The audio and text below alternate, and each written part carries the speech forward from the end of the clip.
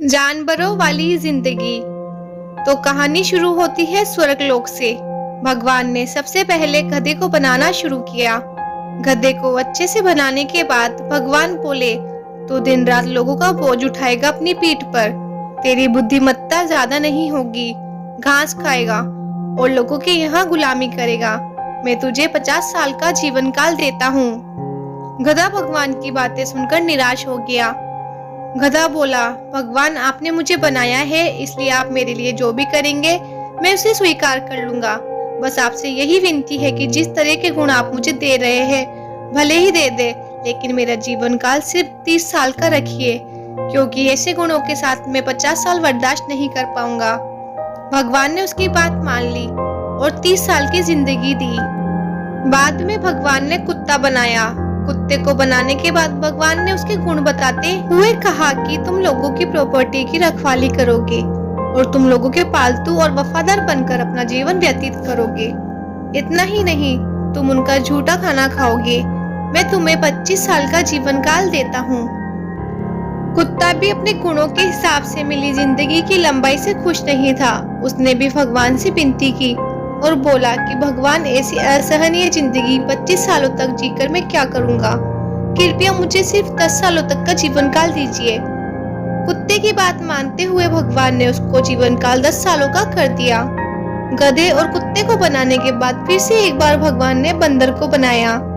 बंदर को बनाने के बाद भगवान ने उससे कहा कि तुम हमेशा उछल कूद करते रहोगे, एक जगह से दूसरी जगह, एक झाड़ से दूसरे झाड़ कूदते रहोगे और तुम मूर्खों की तरह बर्ताव करोगे, जिसे देखकर लोगों का मनोरंजन होगा। तुम्हें मैं 20 सालों तक का जीवन काल देता हूँ।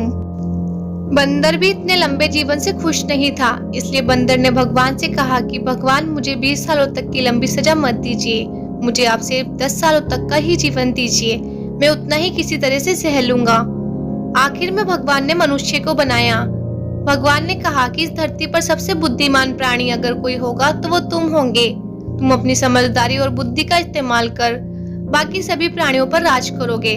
तुम्हें मैं 20 साल की आयु देता हूँ।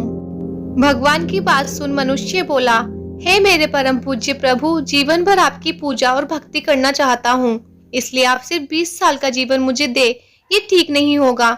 मनुष्य जो कह रहा था और जो सोच रहा था दोनों में काफी फर्क था। वो सोच रहा था कि मैं झूठ बोलकर और मस्का मारकर भगवान से लंबा जीवन मांग लेता हूँ और उसके बाद धरती पर सभी प्राणियों पर लंबे समय तक राज करूंगा।